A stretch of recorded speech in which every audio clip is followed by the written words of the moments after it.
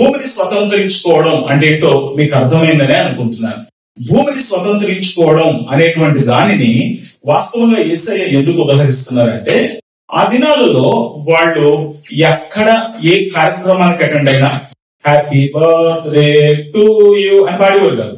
దేవుడు నీకు భూమిని స్వతంత్రింప చేయనుగాక అని, దేవుడు నీకు దీర్ఘాయుష్యులు ఇచ్చును గాక, దేవుడు నీకు మంచి ఉద్యోగం ఇచ్చును గాక, దేవుడు నీకు మంచి భవిష్యత్తుని ఇచ్చును గాక, దేవుడు నీకు మంచి ఆరోగ్యం ఇచ్చును గాక అని ఇవన్నీ చెప్పడానికి ఒక్క పదంలో చెప్పాలి అనుకుంటే, ఆశీర్వాదాలన్నిటినీ ఒక మాటలో చెప్పాలనుకుంటే ఈ భూమిని నువ్వు స్వతంత్రించుకుందువు గాక అని ఆశీర్వదించారు.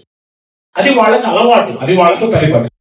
సో దేవుడు నిన్ను ఆశీర్వదించును గాక అనేటువంటి దాన్ని చెప్పడానికి భూమిని స్వతంత్రింప చేసుకును గాక అనే పదాన్ని వాడేవారు.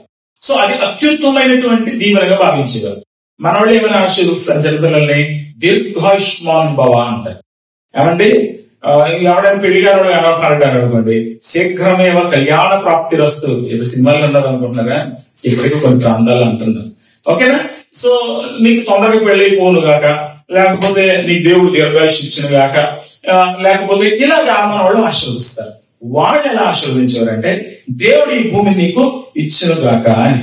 ఎందుకంటే 37వ కీర్తన 20-22 చరణాల్లో ఒక మంచి మాట కనపడుతుంది. భక్తిహీనులు నశించిపోదురు, యెహోవా విరోధులు మేత భూముల సొగసును పోలియుదురు, అది కనపడకపోవునట్లు పొగవలి కనపడకపోదురు.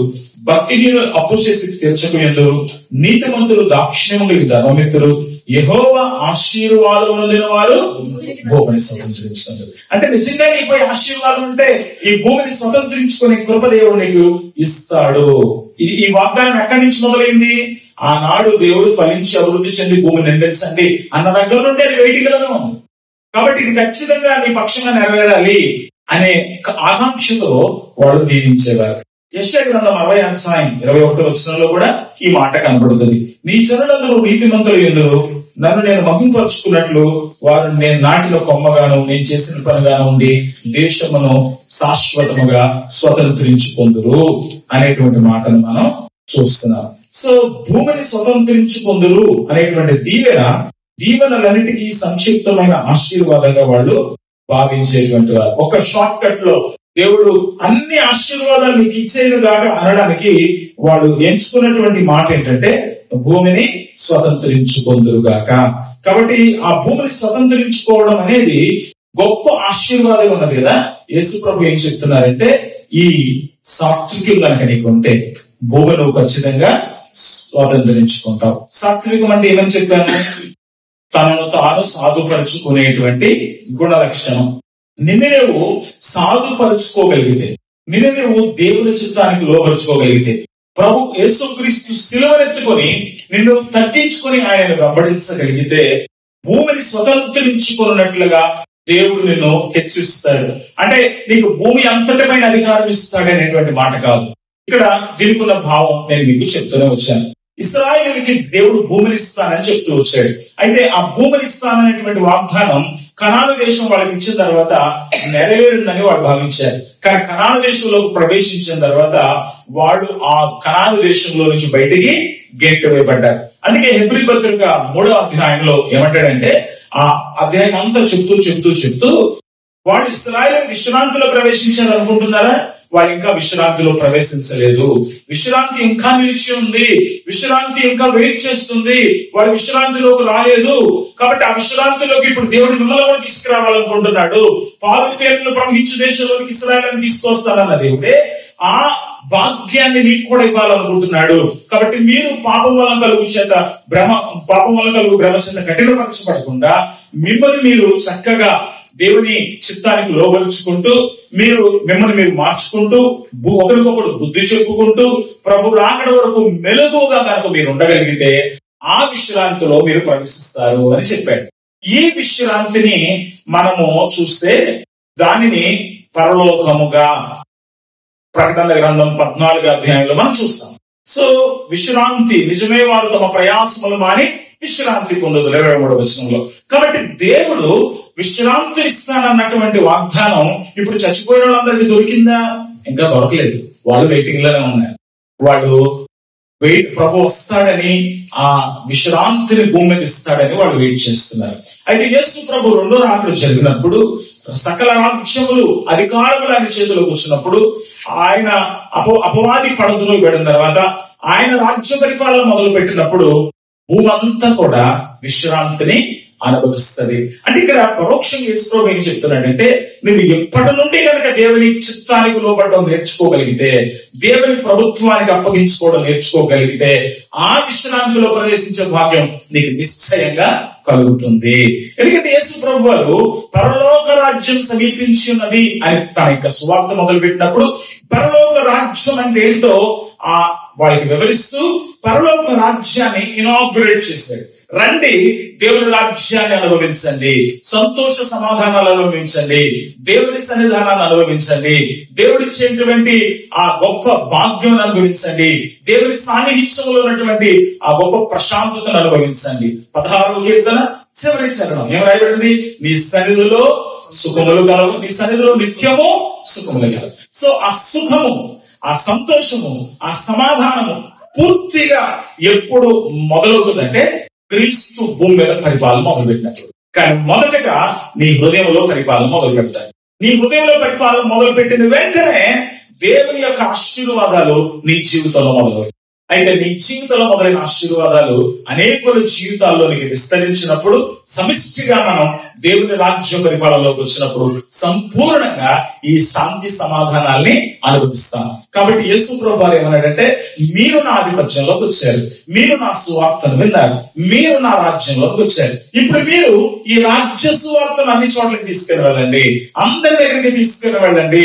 ఈ రాజ్య సువార్త ఎంత ఘనమైనది అంటే, ఆ రాజ్య సువార్త వెళ్ళిన చోట ఆ రాజ్య సువార్తను విన్న ప్రజలు సంతోష సమాధానాలకు దయ్యాలకు వెళ్ళగొట్టండి, రోగాలకు వెళ్ళిపోతాయి, ఏమున్నా సరే మొత్తం పోతాయి. దేవుని బిడ్డలు దేవుని ప్రభుత్వంలో ఉన్నప్పుడు, దేవుని సంరక్షణలో వారు కొవ్విన దూడలు గంతులు వేసినట్లు గంతులు వేస్తారు. అది ఇప్పుడే మొదలైంది, అది పూర్తి అయ్యేటువంటి రాజ్య దినం ఒకటి ఉంది. అప్పటి వరకు మీరు సువార్త ప్రకటించండి. ఎవడైనా దేవుని రాజ్యంలోకి రాలేదా, ఎవడైనా ప్రభుత్వంలోకి రాలేదా, అంధకార అధికారంలో ఉన్నాడా, నేను వాడి సంగతి తెలుసుకుంటాను, నేను వస్తాను, నేను వచ్చినప్పుడు నా పరిపాలన చేస్తాను అని చెప్పారు. సో ఈ సీక్వెన్స్ అంతటిని ఆ ఒక్క పదం మనకి తెలియజేస్తుంది, సాత్వికులు. రైట్, నెక్స్ట్ ధన్యతలోకి వెళదాం. సాత్వికులు ధన్యులు, తర్వాత నీతి కొరకు ఆకలి దప్పికలు గలవారు ధన్యులు. ఇక్కడే అసలైనటువంటి సబ్జెక్ట్ లోకి వచ్చాం. నీతి అంటే ఏంటి అనేది నేను మీకు చెప్పాను, కానీ దాన్ని మరింతగా మీకు చెప్పడానికి ప్రయత్నం చేస్తాను ఈవేళ. నీతి అనేది దేవుని స్వభావ లక్షణంగా మనం చూస్తాం.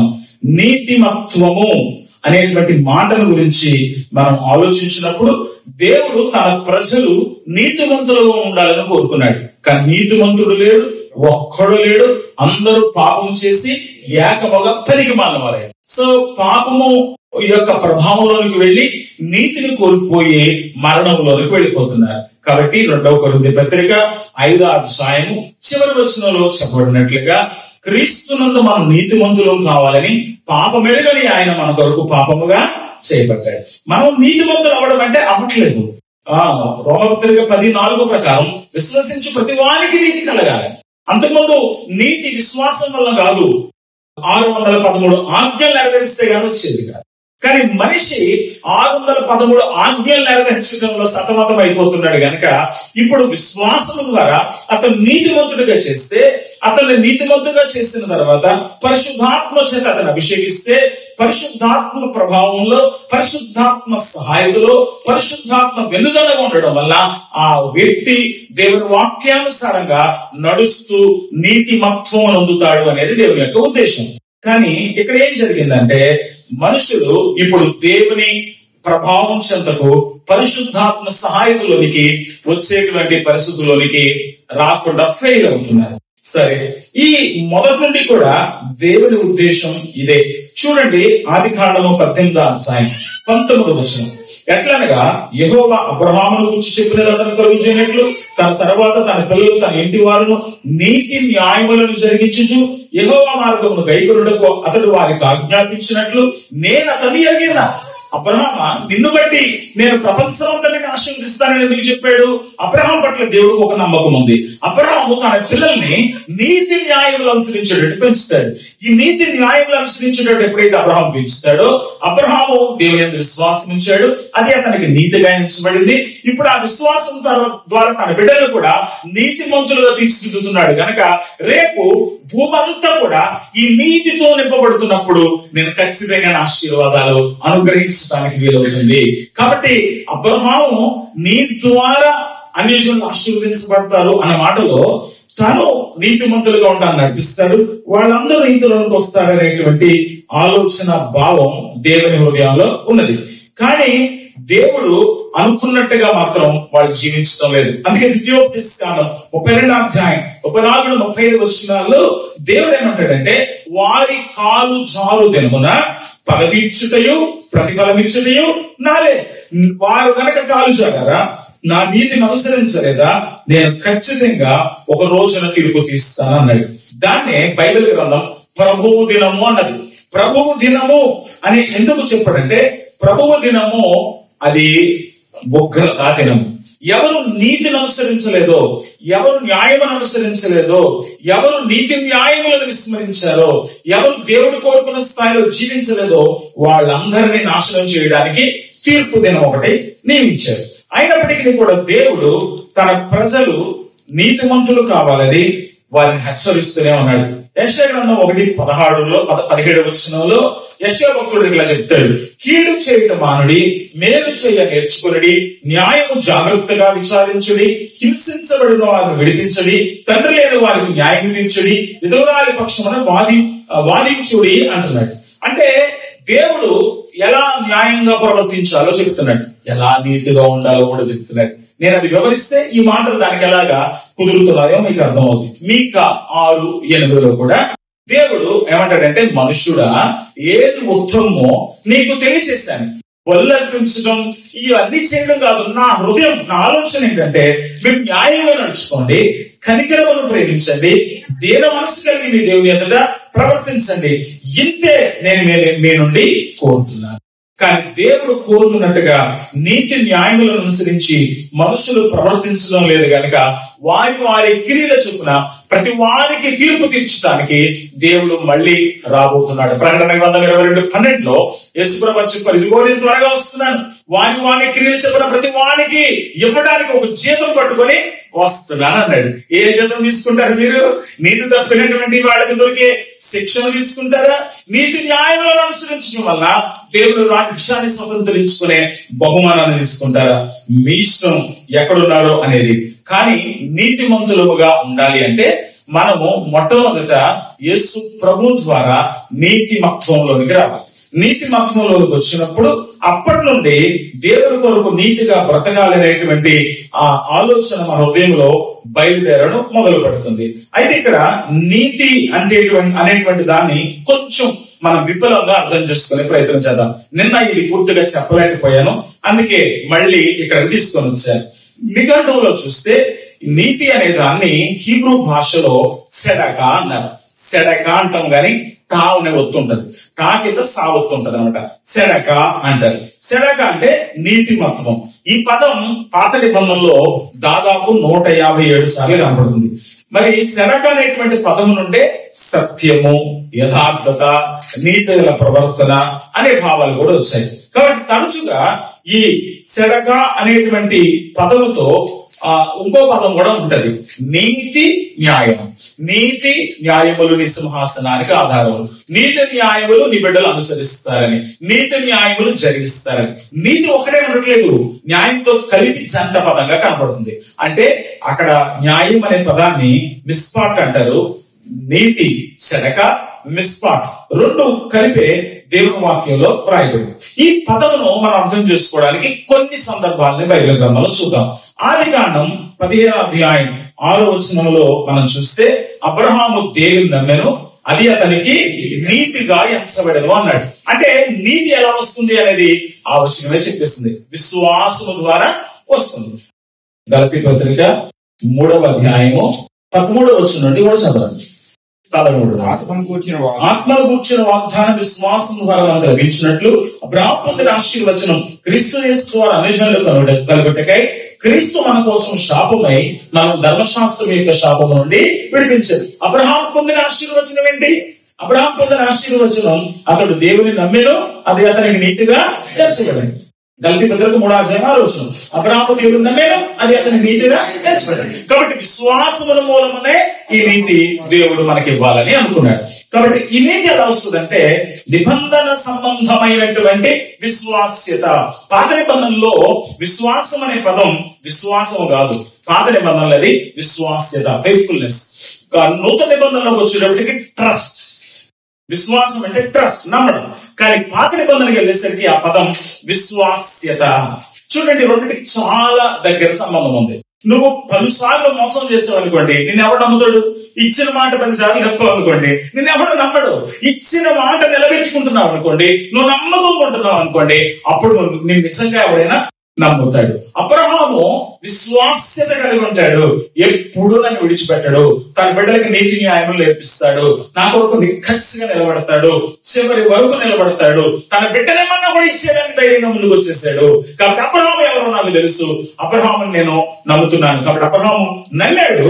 అబ్రహాము విశ్వాస్యతను చూపించాడు, నమ్మకత్వాన్ని చూపించాడు గనక అతడు నీతిమంతుడుగా ఎంచబడ్డాడు. ఇక్కడ ఒక్క నిమిషం ఆగుదాం. యేసు ప్రభువును నమ్మానంటే కాదు, నువ్వు నీ నమ్మకత్వాన్ని నీ జీవితంలో చూపించాలి.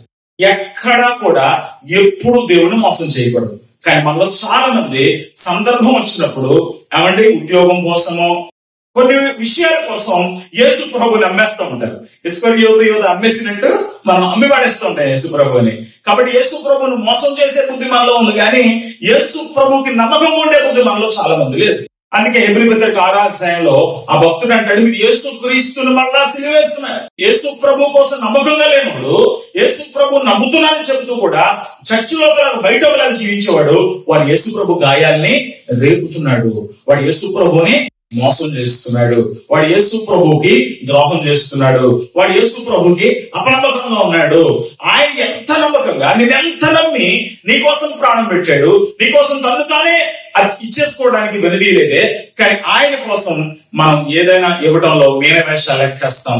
మనకి కుదిరినప్పుడు మిగిలిన చిల్లర పడేస్తాం, మనకు కుదిరినప్పుడు మిగిలిన ఎంగిలి సమయాన్ని పడేస్తాం, మనకు కుదిరినప్పుడు మిగిలిన ఎంగిలి జీవితాలు. మన ఒక ఆయన అన్నాడు, నేను సేవకు వచ్చేసానండి అన్నాడు. జీవితకాలం ఉద్యోగం చేసేసాడు, అడ్డమైన బ్రతుకు బ్రతికేశాడు. ఇప్పుడు అంతా అయిపోయిన తర్వాత అంట సేవలోకి వచ్చేస్తాడంట. మరి ఇంక చేసే పని ఏముంది? ఉద్యోగమే పొమ్మన్నది, నువ్వు నాకు పనికి రావురా అని. కాబట్టి ఇంకెవడూ తీసుకుంటలేదు కనుక ఇప్పుడు సేవకు వస్తాడంట. ఏమంటే ఇది నమ్మకత్వం కాదు, నమ్మక ద్రోహం. నువ్వు ఉద్యోగంలో ఉన్నప్పుడు, నువ్వు యవ్వనంలో ఉన్నప్పుడు, నువ్వు చదువులో ఉన్నప్పుడు, నువ్వు ఒంటరిగా ఉన్నప్పుడు, అన్ని చోట్ల దేవుడికి నేను నమ్మకంగా ఉన్నాను అని నువ్వు నిరూపించుకోగలగాలి. రైట్? అబ్రహాము నుంచి నేర్చుకున్నాం. త్వరగా ముందుకు వెళ్ళిపోతాను. రెండవది సామాజికంగా కలిగేటువంటి నీతి. ఇది యెషయా గ్రంథం 1:27 మీరు వెళ్తే మీకు అర్థమవుతుంది. సియోనుకు న్యాయము చేతను, తిరిగి వచ్చిన దాని నివాసులకు నీతి చేతను విమోచన కలుగును అన్నాడు. అంటే దేవుడు నీతినిచ్చి విమోచన చేస్తానంటున్నాడు. కాబట్టి దేవుడు కనికరంతో, అరే వీళ్ళు నీతిమంతులు కాకపోవడం వల్లే కదా వీళ్ళు అన్నిసార్లు వీళ్ళు బానిస బతుకులు వెళ్తున్నారు, వీళ్ళకి నీతిలో నిలబడలేకపోవడం వల్లే కదా వీళ్ళు అగజాలు పడుతున్నారు, నీతిలో నిలబడలేకపోవడం వల్లే కదా పలుసార్లు నా కోపానికి గురవుతున్నారు. సరే వీళ్ళని ఉచితంగా వీళ్ళకి నీతినిచ్చి మొదట వీళ్ళని విమోచిద్దాం అని దేవుడు అనుకుంటున్నాడు. కాబట్టి మొట్టమొదటిగా విశ్వాస్యత వల్ల కలుగుతున్నటువంటి నీతి, రెండవదిగా కనికరము చేత అనుగ్రహించబడుతున్న నీతి. మనం కనికరము వల్ల నీతిమంతులమయ్యాం. మనందరం ఒరిజినల్ గా నీతి పొందడానికి యోగ్యులమో కాదు. ఎన్నోసార్లు ఫెయిల్ అయిపోయాం మనం. మరి మీరు అందరూ పాస్ అయ్యారేమో కానీ నా లైఫ్ అంతా ఫెయిల్యూరే. నన్ను ఎవడైనా మిస్ చేస్తే ఆ రోజున మొత్తం నా స్టేటస్ ఇయ్యే పెట్టుకుంటాను. ఎందుకంటే 10 సార్లు నా వైఫల్యాలు నన్ను వేలెత్తు చూపుతుంటాయి. ఏంట్రా పెద్ద రోజులు కొడతాం, అందరూ పిలిచేసరికి నువ్వు ఎవడో నాకు తెలియదా అని మనసు చెప్తా ఉంటది. నువ్వు ఎవడో నాకు తెలియదా సైతాన్ కూడా చెప్తా ఉంటాడు. నువ్వు ఎవడో నాకు తెలియదా అంటాడు. కాబట్టి నేను ఎవరిని మర్చిపోను. నేనేమై ఉన్నానో అది దేవుని కృప. కాబట్టి నా కనికరంతో ఆయన నీతి అనుగ్రహించబడింది. మరి యేసు ప్రభు కనికరంతో మీకు నీతి అనుగ్రహించబడిందా? మీరు రక్షించబడ్డారా? మారు మనసు పొందారా? ఎవరు వాళ్ళ పరీక్షించుకోండి. మొట్టమొదటిది విశ్వాస్యత వల్ల వస్తున్నటువంటి నీతి, రెండవది దేవుని కనికరం వల్ల అనుగ్రహించబడుతున్నటువంటి నీతి, మూడవది చాలా ఇంపార్టెంట్ నైతిక సంబంధమైన నీతిమత్వం. ఇది ఎలా కలుగుతుంది? సామెతల గ్రంథం 29వ అధ్యాయం 7వ వచనం ఆనందంగా చదువుతారా? సామెతల గ్రంథం 29:7. నీతిమంతుడు బీదల కొరకు న్యాయం విచారించును, దుష్టుడు జ్ఞానమును వివేచింపడు. చూడండి, నీతిమంతుడు ఏం చేస్తున్నాడంటే ఎప్పుడు బీదవాడికి ఏం కావాలా అని ఆలోచిస్తున్నాడంట. బీదలకు ఎలా సహాయం చేయాలని ఆలోచిస్తున్నాడంట. అంటే ఇక్కడ సడక అనే మాటలో ఉన్నటువంటి భావం ఏంటంటే విశ్వాస్యత. సడక అనే మాటలో ఉన్నటువంటి అర్థం ఏంటంటే దేవుడి చేత ఉచితముగా అనుగ్రహించబడిన నీతి. సడక అనే మాటలో మరొక అర్థం ఏంటంటే దేవునితోనూ మనుషులతోనూ సత్సంబంధాలు జరుగుతున్నటువంటి స్థితి. దీనిని నీతి అంటారు. సడక అంటే సక్రమ సంబంధములను ఏర్పరచుకోవడం. మనలో ఉండే అంతర్గత స్వభావం సక్రమ సంబంధాలు ఏర్పరచుకోవడానికి సహకరించదు. ఎవరితోటైనా మంచిగా మాట్లాడుతున్నావంటే నా ఇంటికి వచ్చినప్పుడు నువ్వేం తెస్తావు, నీ ఇంటికి వచ్చినప్పుడు నాకేం పెడతావు. 31 కాదు, ముందు నాకేంటి, నీకు చెప్తే నాకేంటి. మన బుద్ధి మంచిది కాదు. ఇది సరైన సంబంధాలని పెంపొందించుకున్నట్టు కాదు. మొదట దేవునితో, తర్వాత ఇరుగు పొరుగు వారితోనూ సంబంధాలు కలిగి ఉండడానికి నిజమైన నీతి దోహదం చేస్తుంది.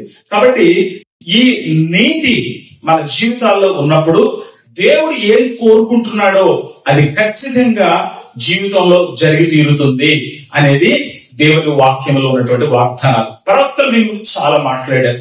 ఆమోసు గ్రంథం 5:24 చదివినప్పుడు నీళ్లు పారినట్లుగా న్యాయం జరగనివ్వండి, గొప్ప ప్రవాహం వలె నీతిని ప్రవహింపనీయుడి అన్నాడు. అంటే నీతి అనేది మనుషులకు అందరికీ మేలు జరగాలి, మనుషులందరికీ ఉపకారం జరగాలి, మనుషులందరూ కూడా బాగుపడాలి అనే ఆలోచనతో ఈ యొక్క నీతి ఉంటుంది అనేది ఆమోసు గ్రంథం 5:24 తెలియచేస్తుంది. కాబట్టి ఇలా మన దేవుని వాక్యంలో యెషయా గ్రంథం 9:7 చదివిన, కీర్తనలు 33:5 చదివిన ఈ నీతి గురించి మనకు కొన్ని విషయాలు అర్థం అవుతాయి. అయితే గ్రీకు భాషలోకి వచ్చేసరికి నీతి అనేటువంటి దాన్ని అక్కడేమో సెడగా అన్నారు, ఇక్కడేమన్నారంటే డెకయోసునే అన్నారు. డెకయోసునే అనేటువంటి పదాన్ని నీతి అని తర్జుమా చేశారు. నూతన నిబంధనలో యేసు ప్రభు మాట్లాడిన మాటల్ని మత్తయి రాస్తున్నప్పుడు డెకయాసునే అనే పదము వాడాడు. అంటే దేవునితోనూ మనుషులతోనూ సత్సంబంధాలు కలిగి ఉండడం. కాబట్టి దేవుడితోనూ మనుషులతోనూ ఈ విషయం హెబ్రీ గ్రంథకర్త కూడా రాస్తాడు. అందరితోనూ సమాధానమును పరిశుద్ధతయు కలిగి ఉండడానికి ప్రయత్నం చేయండి. దేవుని బిడ్డ నీతిమంతుడు అయ్యాడు, నీతి కోరుకుంటున్నాడు, నీతి కావాలని తప్పిస్తున్నాడు అంటే అర్థం ఏంటంటే అతడు అందరితోనూ సత్సంబంధాలు మెయింటైన్ చేయడానికి, దేవునితో కూడా సత్సంబంధాలు మెయింటైన్ చేయడానికి కోరుకుంటున్నాడు, ప్రయత్నిస్తున్నాడు, ఆలోచిస్తున్నాడు అనేది మనం అర్థం చేసుకోవాలి. కాబట్టి ఈ నీతికరమైనటువంటి జీవితం, ఈ విశ్వాస్యత మనలను నీతిమంతులుగా చేస్తుంది. అలాగే దేవుని యొక్క ఆశీర్వాదాలు అనుభవించడానికి ఉపకారం చేస్తుంది. సరే, ఇవన్నీ ఎందుకు చెప్తున్నానో అంటారేమో. ఇప్పుడు ఈ మాటను అర్థం చేసుకుంటేనే మిగతాయి కూడా మనం అర్థం చేసుకోగలుగుతాం. నీతి కొరకు ఆకలి దప్పికలు అనేటువంటి పదాన్ని మనం అర్థం చేసుకుంటే మనం చాలా విషయాల గురించి మనం అర్థం చేసుకుంటాం. సో నీతి కొరకు ఆకలి దప్పికలు అంటే నేను దేవునికి సరైన సంబంధం కలిగిన వ్యక్తిగా ఉండాలి, నా పొరుగు వారితో కూడా నేను సరైన సంబంధాలు కలిగిన వ్యక్తిగా ఉండాలి, దేవుడి నుంచి నేను ఏ ఉపకారాలు ఆశిస్తున్నానో ఆ ఉపకారాలు అందరూ పొందేటట్టుగా నేను చేయాలి. కాబట్టి నీతిమంతుడు అనే మాటకు అర్థం ఏంటంటే దేవుడితో మాత్రమే సంబంధం కలిగి ఉంటాడు, మనుషులు ఎవరితోటి సంబంధం కలిగి ఉంటాడు అనేది కాదు. నీతిమంతుడు దేవుడితోనూ సరైన సంబంధం కలిగి ఉన్నాడు, మానవులతో కూడా సరైన సంబంధాలే కలిగి ఉన్నాడు. అప్పుడే అతన్ని నీతిమంతులు అంటాడు. కాబట్టి ఇటువంటి నీతి గురించి దేవునితోనూ మనుషులతోనూ సత్సంబంధాలు కలిగి బ్రతకాలి అనేటువంటి వాంఛతో రగిలిపోయేటువంటి వ్యక్తులుగా మనం ఉండాలని దేవుడు కోరుతున్నాడు. ఇటువంటి జీవితం కొరకు ఆకలి దప్పికలు కలిగి ఉండాలని దేవుడు కోరుతున్నాడు. ఇంకా రాత్రి నేను చదువుతున్నప్పుడు ఇంకా మీకు చెప్పాలని నా ఊళ్ళో ఉన్నటువంటి మరొక సంఘటన ఏంటంటే, యాక్చువల్ గా దేవుడు నీతి కొరకు ఆకలి దప్పికలు గలవారు ధన్యులు అన్న ఆ మాటను పలికినప్పుడు ఆ మాటలో ఉన్నటువంటి గ్రీక్ వ్యాకరణం మళ్ళీ ఆశ్చర్యపరుస్తుంది. ప్రతిదానికి ఒక గ్రామర్ ఉంటుంది, తెలుగు కూడా గ్రామర్ ఉంటుంది. నీతి కొరకు ఆకలి దప్పికలు, కొరకు, కంటే, తెలుసు కదా ఈ పదాలు మీకు. ఏమంటారు వీటిని? విభక్తులు అంటారు కదా. విభక్తులు చాలా రకాలు ఉన్నాయి. ఏంటది? ద్వితీయ విభక్తి, తృతీయ విభక్తి, చతుర్థి విభక్తి, పంచమీ విభక్తి, షష్ఠీ విభక్తి, సప్తమి విభక్తి, సంబోధన ప్రథమ విభక్తి. ఈ విభక్తులన్నింటిలో ఆ పదాలను బట్టి దాన్ని గుర్తుపడతాం. అంటే పద సంబంధాన్ని విభక్తి అంటారు. నీతి, కొరకు, ఆకలి దప్పికలు. నీతి, కొరకు, ఆకలి దప్పికలు. దీన్ని యాక్చువల్ గా గ్రీకు గ్రామర్ లో చూసినప్పుడు అది షష్ఠీ విభక్తిలో ఉన్నట్టుగా కనబడుతుంది. కానీ షష్ఠీ విభక్తిలో ఉన్నట్టుగా కనబడినది వాస్తవంగా దాన్ని చదివితే, అంటే ఆ ఒరిజినల్ భాషలో చదివితే అది షష్ఠీ విభక్తులు లేదు, కానీ అది ద్వితీయ విభక్తులు ఉన్నట్టుగా కనబడుతుంది. ఇదంతా మీకు అర్థం కాదులేండి. అర్థమయ్యే వాళ్ళకి అర్థమవుతుంది, అర్థం కావాలి, ఎంజాయ్ చేస్తారు. కానీ ఇక్కడ కూడా మిమ్మల్ని ఎందుకు తీసుకెళ్తున్నానంటే అక్కడ ఒక అద్భుతమైన విషయం ఉంది. ఇప్పుడు గ్రీక్ భాషలో మాట్లాడేటప్పుడు నాకు ఆకలిస్తుంది, కొంచెం ఏదైనా ఒక రొట్టె ఉంటే, అక్కడ రొట్టెలే ఆనందం కాదు, మీకు ఎక్కడ కూడా రొట్టెలే అనుకోండి కదా, కానీ మీరు ఆనందం చేసేసుకుని వండేసుకున్నారు కదా, రైట్? నాకు కొంచెం రొట్టె ఉంటే పెడతావా అన్నారు అనుకోండి, అది షష్ఠీ విభక్తిలోకి వస్తుంది. అంటే కొంచెం రొట్టె ఉంటే పెట్టరు అంటే రొట్టె ముక్క. కానీ ఇక్కడ మాట్లాడుతుంది ద్వితీయ విభక్తి. రొట్టె అంత ఇచ్చిన అదనమాట, మొత్తం ఇచ్చే, నాకు దాహం వేస్తుంది, కొంచెం నీళ్లు ఇంటి ఇస్తావా అనే భాషలో రాయలేదు అక్కడ. నీ నీళ్ళ ట్యాంక్ లో నీళ్ళని నాకు ఇచ్చేయి అంటే ఇక్కడ ఉన్న కోరిక ఏంటి? భక్తుడి కోరిక, ప్రభువా నీ దగ్గర ఎంత నీతి ఉందో ఆ నీతి అంతా నాకు కావాలి. నువ్వు ఎంత నీతి కోరుతున్నావో ఆ నీతి అంతా నేను చూపించాలి. నేను కొంచెంలో తృప్తి పడే వ్యక్తిని కాదు, కొంచెంలో తృప్తి పడే వ్యక్తిని కాదు. ఇది కొంచెం మీకు అర్థమయ్యేటట్టు చెప్పడానికి ప్రయత్నం చేస్తాను. చాలా మంది ఏమనుకుంటారంటే కొంచెం నీతిమంతులు అయితే సరిపోతుంది బ్రదర్, ఆదివారం ఆరాధనకి వెళ్ళి కొంచెం రొట్టెల పాలు పొంది సంతోషంగా దేవుడిని ఆరాధించుకొని వచ్చేద్దాం అని అనుకుంటారు. ఒక వ్యక్తికి ఎప్పుడు వేలెత్తి చూపించలేనంత భక్తి ప్రవృత్తులు ఉన్నా, వాడు ఎంతో భక్తిపరుడైనా, ఎంతో నిష్ఠాపట్యము, ఎంతో నైతికంగా కరెక్ట్, ఎక్కడ తప్పు చేయడం లేదు, చాలా గౌరవంగా ఉంటాడు, ఏ లోపం లేని వాడైనా కూడా ఒకడు వెళ్ళి ఆడి దగ్గరికి వెళ్ళి, బ్రదర్ చాలా బాధలు ఉన్నారు బ్రదర్ అంటే, వచ్చాడు బాబు కాబట్టి తినేస్తున్నాడు బ్రదర్, నేను తర్వాత కలిస్తేనే అని వెళ్ళిపోతాడు. అంటే వీడు భక్తి అంతా దేవుని ఆరాధించడం వరకు ఉంటది, ఎదుటోడు కన్నీళ్లు పరుచుకుంటే బాధపడతాడు. ఇది సంపూర్ణమైన నీతి కాదు, సగం నీతి అన్నాడు. వీడు ఎవడంటే రొట్టు ముక్కు తినేసి కొంచెం ఉంటే చాలా అనుకునే టైప్. ఇది ఈ వాక్యం చెప్పట్లేదు. కంప్లీట్ గా సంపూర్ణంగా నీతిమంతులుగా ఉండాలని. కొంతమంది ఇంకో పక్షంగా, అంటే ఇప్పుడు ఇందాక నైతికంగా చాలా పర్ఫెక్ట్ గా ఉన్నాడు, కానీ ఎదుటోడికి మంచితనం కనికరం చూపించలేనంత దౌర్భాగ్యుడుగా ఉన్నాడని చెప్పాను. ఆడు ఎంతగా అర్థం ఉంటే ఏంటి, ఒక ఆయన చాలా మంచోడు అంటండి, కానీ ఎవరికి రూపాయి ఏడంట. ఆడి నీతి వల్ల ఏం ఉపయోగం? ఆ నీతి బైబిల్ చెప్పి నీతి కొరకు ఆకలి దప్పుకులు అంటే ఇది కాదు, ఇది కంప్లీట్ కాదు, ఇన్కంప్లీట్. నీతి కొరకు ఆకలి దప్పుకులు అంటే ఏంటంటే నాకు దేవుడితో సంబంధం బాగుంది, అదే విధంగా నా సంబంధం నీతో కూడా కనబడే నా దేవుడిని ప్రేమించడం కాదు, కనబడే నిన్ను కూడా నేను ప్రేమిస్తున్నా. ఇది కంప్లీట్ నీతి. ఇది అర్థం చేసుకోకపోతే ప్రియులారా మిగతా వచనాలు అర్థం కావు. యేసు ఏం చెప్పాలని ప్రయత్నం చేస్తున్నాడు అర్థం కాదు.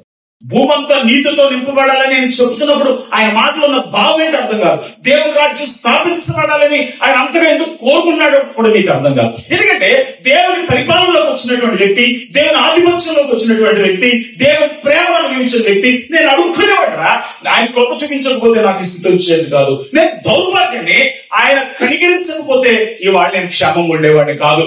ఆయన నా నీతిమంతుడిగా చేశాడు, లేకపోతే నేను పాపిని కనికరంతో నా నీతిమంతుడిగా చేశాడు. కాబట్టి ఎంత కనికరాన్ని పొందుకున్న నేను ఈ కనికరం ఇతరులకు చూపించొద్దా? ఎంత దయను పొందుకున్న నేను ఈ దయను ఇతరులకు చూపించొద్దా? ఇంతగా దేవుడు నన్ను అభిమానిస్తున్నాడే, ఆ హక్కును చేర్చుకున్నాడే, తన కౌగులు ఇస్తున్నాడే, మరి నేను నా భుజాన్ని పంచొద్దా? కన్నీళ్లకు నా భుజాన్ని పంచొద్దా? వాళ్ళ సమస్యలకు నేను అపనహస్తం అందించొద్దా? ఆ దేవుని నన్ను ఎంతో ప్రేమిస్తున్నప్పుడు ఆ ప్రేమ నేను ఇతరులు పంచుకోకూడదా అనే భావన ఈ వ్యక్తిలో నిరంతరాయంగా బుర్రం తినేస్తూనే ఉంటది. ఇంకో రకమైన వ్యక్తి ఉంటాడు. అంటే కొంతమంది ఎలా ఉంటారంటే చాలా తాగుబోతుంటే, కానీ ఎంత మంచోడో తెలుసా? అంత తాగుబోతుడైనా చాలా మంచోడు అంటాడు. ఇక్కడ బ్యాలెన్స్ అవట్లే. తాగుబోతుడు కాబట్టి మంచితనంతో పాటు తాగకుండా ఉంటే సంపూర్ణమైన నీతి, పాక్షికమైన నీతి. ఇంకో మాట మనం వినొచ్చు, బాగా జూతం ఆడతాడండి, అడ్డంగా ప్యాకెట్లో డబ్బులు సంపాదించాడండి, అడ్డంగా రకరకాల జూదాల డబ్బులు సంపాదించాడండి, కానీ ఎంత మంచి మనసు ఉన్నాడో చాలా మందికి సాయం చేస్తాడండి. అది సంపూర్ణమైన నీతి కాదు. ఇందాక ఒక రకమైన వ్యక్తి గురించి చెప్పాను, ఇప్పుడు ఇంకో రకమైన వ్యక్తి గురించి చెప్తున్నాను. ఒకరికి చాలా కోపం ఉంటది, అస్సలు ఎంత కోపం అంటే ముక్కు మీద కోపం అంటారు, కయ్యగా లభిస్తాడు. కానీ అతని దగ్గర ఎవడన్నా ఆయనకి ఎంత కోపం అండి, కానీ కరిగిపోతాడండి. ఎవరికైనా పాత్రంటే కరిగిపోతాడండి అన్నాడు. నీ కరిగిపోవడం ఎవరు కావాలి? దేవుడికి సంపూర్ణమైన నీతి. యేసుప్రభువు అన్నారు, నీతి అంటే కాదు ఎటువంటి నీతి, మొత్తం సంపూర్ణంగా నా మనస వాచ కర్మ ప్రభువా, నా క్రియలలో, నా భక్తిలో, నా సంబంధాలలో ప్రభువా నేను నీతిమంతుని అవ్వాలి ఆయన అని ఆకలి కలిగిన వాడు. ఎటువంటి ఆకలి చెప్పాను? ఒగొచ్చుచున్నాడు అంట. ఎటువంటి ఆకలి అని చెప్పాను? దుప్పి నీటి వాగుల కిందకి దాక్కోవాలన్నట్టుగా ఆ నీతి కొరకు వాంఛిస్తున్నాడంట. ఎటువంటి ఆకలి అని చెప్పాను? అది తల్లి రొమ్ము కోసం బిడ్డ తహతహలాడినట్లుగా. ఈ కోరిక నీలో ఉన్నప్పుడు అది సాధించే వరకు నీ మనసు నెమ్మదించదు. ఎప్పటికీ అది సాధ్యమవుతుంది? మనం చచ్చే వరకు ఇది సాగుతూనే ఉంటది. కాబట్టి ఈ కీలకమైన భావాలు నిన్న వదిలేశాను, అవి మళ్ళీ మీకు చెప్పి మిమ్మల్ని ముందుకు తీసుకురావాలని నేను ఆశపడ్డాను. ఎందుకంటే ఇది అర్థం కాకపోతే నెక్స్ట్ ఉన్న వచనాలు అర్థం కావు. ఇప్పుడు నెక్స్ట్ వచనంలో వెళ్దాం. నెక్స్ట్ ఏముంది? పాట పెట్టవే, పాడండి అందరూ, ఓకేనా? రైట్.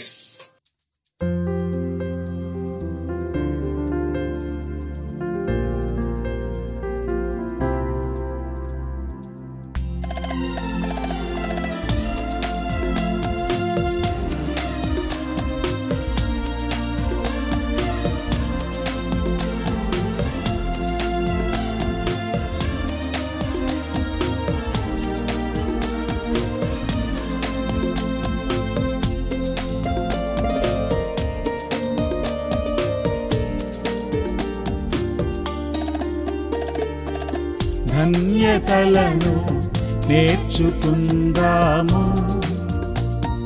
యేసయ్య కోరిన రీతిగానే పరిశుద్ధాత్మతో మల్చబడి పరలోక రాజ్యము పొందెదము. యేసయ్య కోరిన రీతిగానే పరిశుద్ధాత్మతో మల్చబడి పరలోక రాజ్యము పొందెదము.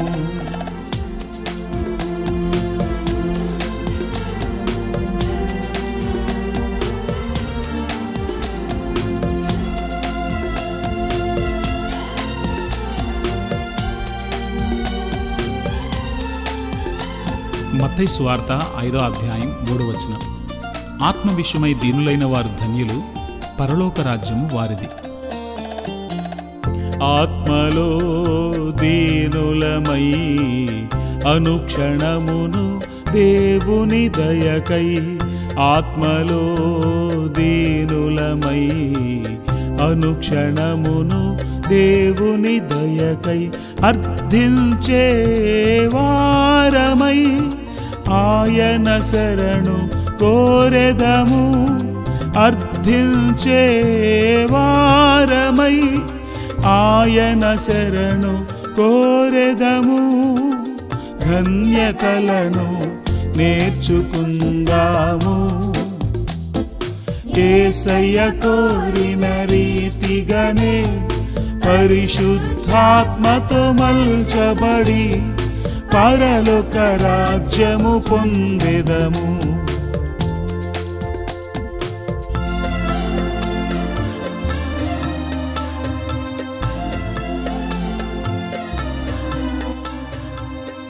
మత్తయి సువార్త 5వ అధ్యాయం 4వ వచనం. దుఃఖపడువారు ధన్యులు, వారు ఓదార్చబడుదురు.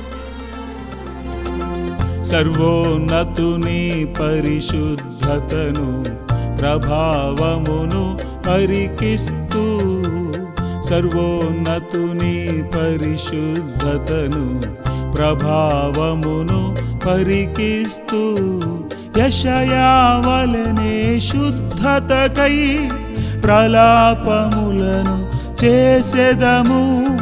యెషయావలెనే శుద్ధతకై ప్రలాపములను చేసెదము. ధన్యతలను నేర్చుకుందాము. యేసయ్య కోరిన రీతిగానే పరిశుద్ధాత్మతో మల్చబడి పరలోక రాజ్యము పొందెదము.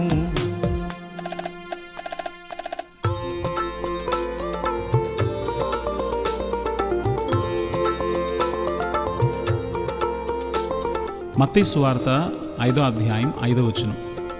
సాత్వికులు ధన్యులు, వారు భూలోకమును స్వతంత్రించుకొందురు. పరమ తండ్రి చిత్తమే జీవిత లక్ష్యమవ్వాలి. పరమ తండ్రి చిత్తమే జీవిత లక్ష్యమవ్వాలి. ప్రాణాత్మ దేహములన్ సాత్వికముతో నింపాలి. ప్రాణాత్మ దేహములన్ సాత్వికముతో నింపాలి. ధన్యతలను నేర్చుకుందాము.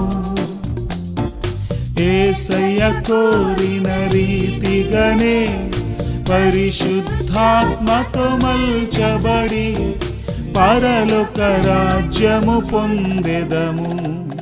ఆత్మ విషయమై దీనులైన వారు ధన్యులు, పరలోక రాజ్యము వారి. తర్వాత దుఃఖపడి వారు ధన్యులు,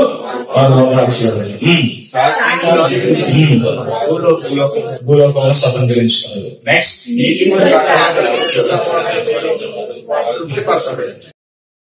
కనికరం గలవారు. ఈ సీక్వెన్స్ అండి, ఇదంతా సీక్వెన్స్. ఆత్మ విషయమై దీనులైన వారు, దుఃఖము కలిగినటువంటి వారు, నీతి కొరకు ఆకలి దప్పికలిగినటువంటి వారు. ఇదంతా మన వ్యక్తిగతంగా మనకు ఉండాల్సిన వైఖరి. ఓకే, వ్యక్తిగతంగా మనకు ఉండాల్సినటువంటి వైఖరి. ఇప్పుడు దేవుని బిడ్డలుగా ఆ నీతిని పొందినటువంటి మనం ఆ కనికరమును మనం ఏం చేయాలి? ఇతరులకు పంచిపెట్టాలి. కనికరము గలవారు ధన్యులు, వారు కనికరము పొందుతారు. ఇక్కడ కనికరం గలవారు ధన్యులు అనే మాటలోకి మిమ్మల్ని తీసుకువెళ్ళక పూర్వం నీతిలో ఉన్నటువంటి ఈ విషయాన్ని కొంచెం ఎంఫసైజ్ చేసి అక్కడికి వెళ్తాం. నీతి అనేటువంటి మాటను మనం చూస్తున్నాం.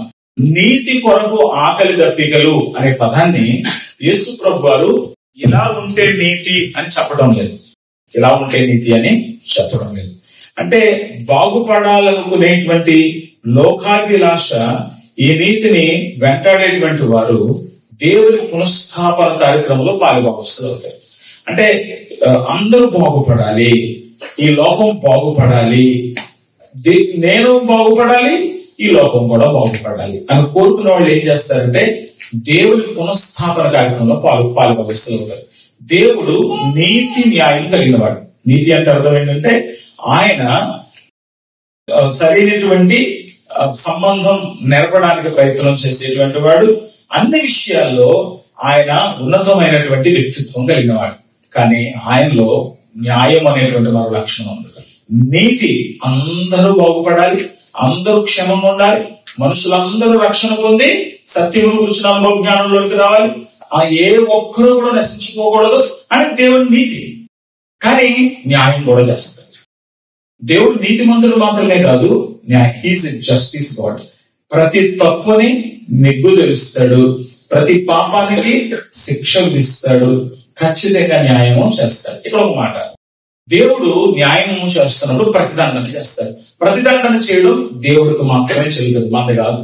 పగ తీర్చుట ఆయన పని, మా పని కాదు. కాబట్టి మీరు పగ తీర్చుకోదు. మీ శత్రువు ఆకలి ఉంటే భోజనం పెట్టండి.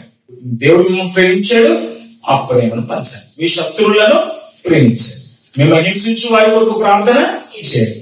అందరికీ కూడా దేవుని ప్రేమను పంచడం నడపని.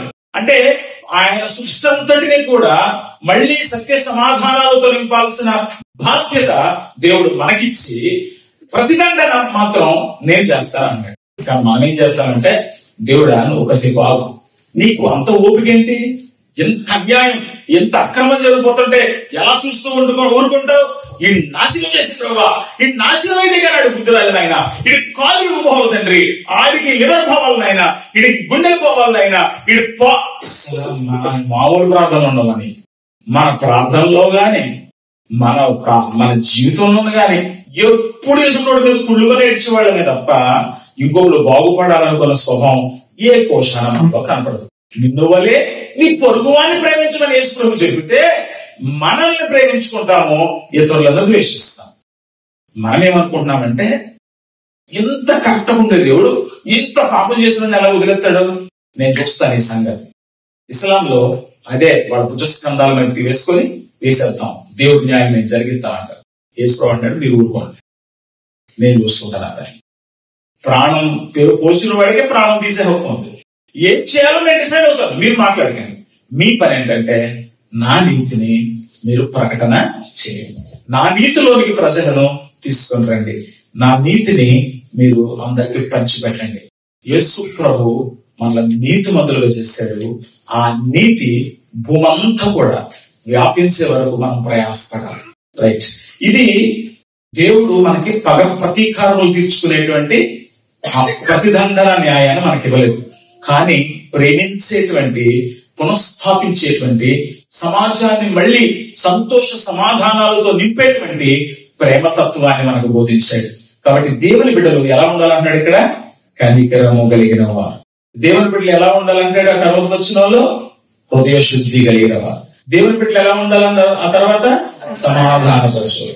కనికరము, పరిశుద్ధత, సమాధానము ఇమిడ్చుకున్న వారికి మాత్రమే దేవుని రాజ్యము చెందుతుంది. అంతేనా? ఇక్కడ ఉన్న మాటకు ఉన్నటువంటి అర్థం, కనికరము గల వారు ధన్యులు, వారి కనికరం పొందుతారు. హృదయ శుద్ధి గల వారు ధన్యులు, వారి దేవుని చూసారు. సమాధాన పరచు వారు ధన్యులు, వారి దేవుని కుమారులు అనబడదు. నువ్వు దేవుని బిడ్డగా దేవుడు ఏం కోరుకుంటున్నాడు అని కనుక నువ్వు ఆలోచిస్తే, ముందు నీ నుంచి దేవుడు ఏం కోరుకుంటున్నాడు, నీ వైఖరి ఎలా ఉండాలి నువ్వు గమనించుకో. నువ్వు ఎప్పుడు కూడా దీనుడిగానే ఉండాలి, నువ్వు ఎప్పుడు దేవుని కొరకు తప్పించే వ్యక్తిగానే ఉండాలి, నువ్వు ఎప్పుడు నీతి కొరకు ఆకలి దప్పుకలు కలిగిన వ్యక్తిగానే ఉండాలి. మరి దేవుడి పట్ల నువ్వు ఎటువంటి వైఖరి కలిగి ఉండాలి? ఆయన నాకు కనికరం చూపించాడు కదా, ఆ కనికరం నేను మోస్తాను. ఆయన నన్ను పరిశుద్ధపరిచాడు కదా, నేను ఆ పరిశుద్ధతను కాపాడుకుంటాను. ఆయన నన్ను సమాధానపరుచుకున్నాడు, నన్ను ఆ సమాధానాన్ని ఇతరులకు పంచిపెడతాను అనేది మనం ఆలోచన చేసుకోవాలి. కాబట్టి యేసయ్య రాజ్యం యొక్క స్థాపన ఎలా జరుగుతుంది, లేక రాజ్యం ఏ విధంగా విస్తరిస్తుంది అనే దాన్ని ఆయన తెలియజేస్తున్నాడు. ఇది ఆదిమ సంఘానికి బాగా అర్థమైంది. అందుకే వాళ్ళు ఏం చేశారంటే, మారుమనసు పొందిన తర్వాత, వాళ్ళు మూర్ఖులకు తరం వారికి వేరై రక్షణ పొందిన తర్వాత, వాళ్ళందరూ కూడా బాప్తిసం పొందిన తర్వాత, వాళ్ళు తమ చరస్థిరాస్తులను అమ్మేసి వాళ్ళందరూ కలిగినంత సమిష్టిగా ఉంచుకొని అందరికి వారి అక్కర కొలది పంచిపెట్టేది అనే మాట మనం చదువుతాం. అపోస్తుల కార్యాలు 2వ అధ్యాయం 44-45 వచనాలు. విశ్వసించిన వారందరూ ఏకముగా కూడి తమ కలిగినదంతయు సమిష్టిగా ఉంచుకునేది, ఇదియో కాక వారు తమ చరస్థిరాస్తులను అమ్మి అందరికీ వారి వారి అక్కర కొలది పంచిపెట్టేది. ఎందుకు పంచిపెడతాడు రా? ఏమైనా పిచ్చ కింద నీకు అంటే లేదు. దేవుని ప్రేమ ఏంటో అర్థమైంది. దేవుడు ఎంత ఉచితంగా నన్ను అప్పుడు చేర్చుకున్నాడు అర్థమైంది. మరి ఇది అందరికీ అందాలి కదా, మరి అందరినీ చేర్చుకోవాలి కదా. కాబట్టి వాళ్ళు ఏం చేశారంటే, వాళ్ళు సమిష్టిగా బ్రతకడం మొదలు పెట్టారు. మనం ఏం చేస్తామంటే, ఆడెవడో మన కులాలు ఆపాదించాడు, ఇదిగో నువ్వు ఫలానా ఎస్సీ, నువ్వు ఫలానా బీసీ, నువ్వు ఫలానా ఓసీ అని ఎవడో మన మీద రాశాడు. పుట్టినప్పుడు మనకేం తెలుసా? హాస్పిటల్లో చెప్పారా? మన బ్లడ్ టెస్ట్ చేసి నువ్వు ఎస్సీ అని చెప్పారు మనకి ఎవడన్నా? మనం పుట్టిన తర్వాత స్కూల్కి నాకు చాలా కాలం నాకు యాక్సిడెంట్ నాకు తెలీదు. అందరూ మీరు ఎస్సీయా, యశ్వరం అనుకున్నాంటే ఎస్సీలతో చేస్తారు కదా. మీరు ఎస్సీయా అంటే నేను ఎస్సీయా, మా ఇంటికి వెళ్ళి మమ్మీ నేను ఎస్సీ అంటే ఏంటి మమ్మీ అని అడిగారు. అప్పుడు వాళ్ళు చెప్పే వరకు నాకు క్యాస్ట్ గురించి అసలు ఏమీ తెలియదు. కాబట్టి నేను మా పిల్లలకి ఏం చేశానంటే, ఇండియన్ క్రిస్టియన్. ఇది తలకాయ కూడా అయిపోతుంది అందరికి. ఇండియన్ క్రిస్టియన్ ఏంటంటే పక్కన కూడా ఏదో ఉంటుంది చెప్పనా? నేను చెప్పను. నేను ఇండియన్ క్రిస్టియన్ అని నా సర్టిఫికేట్ తీసుకున్నాను, నా పిల్లలు ఇండియన్ క్రిస్టియన్. నీకెందుకు? ఇప్పుడు నో క్యాస్ట్ సర్టిఫికేట్ ఇస్తున్నారు కదా, నో రిలీజియన్ సర్టిఫికేట్ ఇస్తున్నారు కదా, నీకెందుకు అని అడుగుతాను. అంటే సమాజం ఎంత కుళ్ళిపోయిందంటే, కులాల ప్రాతిపదికన ఒకళ్ళనొకళ్ళు చంపుకునే స్థాయికి వెళ్ళింది. దురదృష్టవశాత్తు ఇది సంఘంలోకి వచ్చింది. సంఘంలోకి ఎలా చొరబడిపోయిందంటే ఎవరైనా మనతో కలిసి ఆరాధించాలంటే మనోడేనంట బ్రదర్, మనోడేనా, ఇంటి పేరేంటి, ఏ చర్చికి వెళ్తాడో అంటే వీటంటే వీడెవడో తెలుసుకోవాలి. అంటే నువ్వు ఇంకా ఆ మనువాదంలో ఉన్నావు, ఇంకా వాడెవడో వృత్తిని రామసారాలు ఉన్నావు. అసలు పర్లమెంట్కి వెళ్తావు. నీ కులం చెప్పుకున్నాడు ఎవడో పర్లమెంట్ తీసిపడేది. నేను యేసు ప్రభువుని అంగీకరించిన తర్వాత ఏమన్నాడు, వాళ్ళకి కలిగినదంతా సమష్టిగా పంచుకున్నాడు. ఎంత దారుణం అయిపోయిందండి వ్యవస్థ. మనం ఎప్పటికీ మేలు చేయాలన్నా మనోడేనంటావా, ఉద్యోగం మనోడేనంటావా, అన్నం పెట్టాలి మనోడేనంటావా. మనోడా, మీరు దేవునికి సంబంధించినోడు, అడుగు దేవునికి సంబంధించినోడు. దేవుడికి సంబంధించినోడికి మనోడు పరయోడు లేడు, అందరూ దేవుడు చూస్తే అంటే దేవుడు అది మనిషేనా? ప్రతి మనిషికి దేవుడు కావాలి. ఆడు బ్రాహ్మణ్ అయితే ఏంటి, ఇంకెవడైతే ఏంటి, పాపి ప్రభుని తెలుసుకుంది. తెలుసుకున్నాక అందరికీ ఆయన ఒకటే. కానీ ఈ చాట్యం ఎక్కడ కూర్చుందంటే పరట్టుగా వస్తారండి. ఏ సాక్ష్యం చెప్తారు, మీరు రెడ్డి ఇంకా వచ్చాడంటే ఆడు సాక్షి వెనకలు. నా ప్రభు నన్ను రక్షించాడు, నా ప్రభు నిన్ను రక్షించాడు, మనందరం కలిసి ప్రభు బానిసలం, పరలోక వారసులం, ప్రభు రాజ్యానికి వారసులం, పరలోక కుటుంబ సభ్యులం. అంతే. అది ఒక్కటే మనకు ఉన్నప్పుడు మనం పరతమ ఆడవుడు నేను అని వదిలేసి వాడికి ఏ ఇబ్బంది కలిగిన వెంటనే పరామర్శం చేస్తాం. ఏ సమస్య వచ్చినా నేనున్నాను బ్రదర్ అంటాం. నేను ఏం చేయాలనుకున్నాను నేను. చూడు ఇక్కడ ఉన్నమాట, విశ్వసించిన వారందరూ ఏక హృదయం. అపొస్తలుల కార్యములు 4వ అధ్యాయం 32 నుంచి 35 వచ్చినారు. అపొస్తలుల కార్యములు 4:32 నుంచి 35 వచ్చినారు. విశ్వసించిన వారందరూ ఏక హృదయము ఏకాత్మ కలిగిన వారై ఉండి. ఏక హృదయం అంటే అబ్బా ఎంత పెద్ద పదం అంటే ఇది. ఆమె అంటాం కానీ మనసులో గుళ్ళు చచ్చిపోతుంటాం కదా. ఏకాత్మ కలిగిన వారై ఉండి ఎవడును తన కలిగిన వాటిలో ఏది తనదని. ఈ దరిద్రం మనలో ఉన్నంత వరకు ఏక హృదయం ఎక్కడ ఉంటుంది, ఏకాత్మ ఎక్కడ ఉంటుంది? నాకు కలిగింది నాదే కాదు, వాడికి కూడా సంబంధించింది. ఎవడును తను కలిగిన వాటిలో ఏది తనదని అనుకోలేదు. వారికి కలిగినది వారికి సమిష్టిగా ఉండేను. ఇది కాక అపోస్తలులు బహు బలముగా ప్రభువైన యేసు పునరుత్థానము నుంచి సాక్షిమిచ్చి దైవ కృప అందరి యందు అధికముగా ఉండేను. కాబట్టి ఏమైపోయారు, భూములైనను ఇండ్లైనను కలిగిన వారందరూ వాటిని అమ్మిన వాటిని గల తెచ్చి అపోస్తలుల పాదముల దగ్గర పెట్టి చూడొచ్చి. ఎవడో బలంతో చేయలే, నువ్వు అమ్ము అని అనలే, అమితే అని అనలేదు. నేను ఇప్పుడు ఒక మాట చెప్తాను, నిన్ను ప్రభు బాగా ప్రేమిస్తే నీకు పనిష్మెంట్లు వస్తాయి. నిన్ను దేవుడు నరకానికి వదిలేస్తే నీకు ఏ పనిష్మెంట్లు. నువ్వు చేసిన తప్పులో సూపర్ గా రెచ్చిపోతుంటావు. ఎంత చక్కగా వేషధారిగా ఉన్నా నీకు ఏమి జరగదు.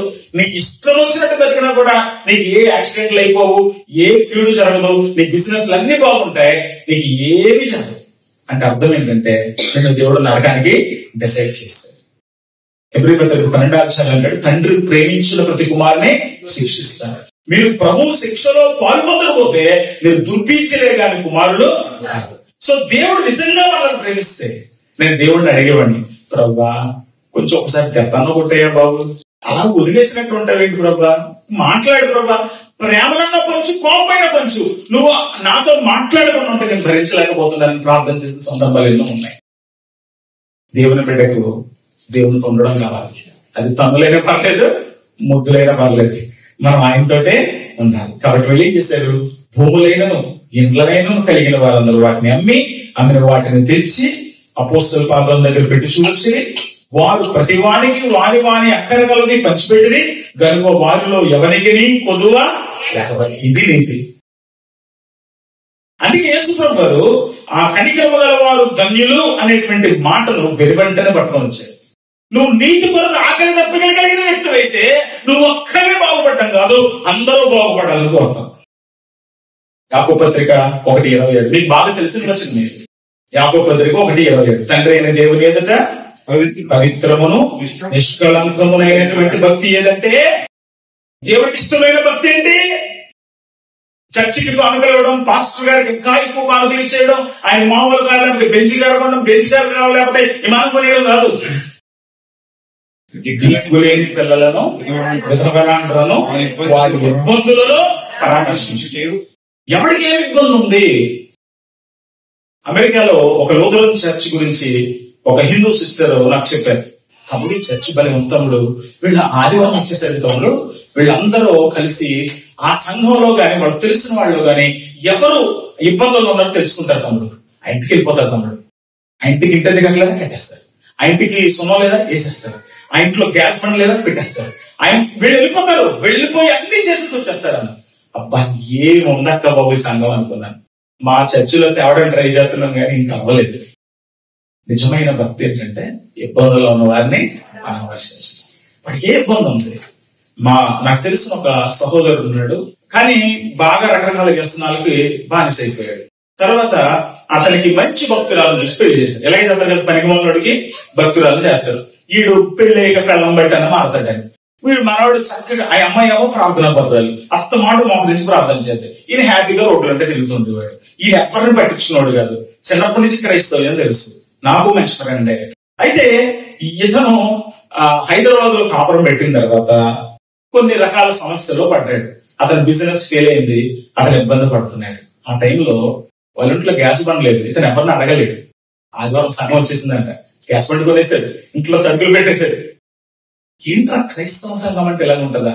అలాగా ఆ సంఘం ప్రేమకు ఇతడు తరించిపోయి తన మందు అలవాట్లు, తన సిగరెట్ అలవాట్లు, తన మొత్తం వదిలేసి ప్రార్థన పరుడు అయిపోయాడు. అది భార్యతో పాటు మోకరించడం మొదలు పెట్టాడు, దేవుడు వాక్యం చదవడం మొదలు పెట్టాడు, ఇవాళ దేవుని సేవ చేయడం కూడా మొదలు పెట్టాడు.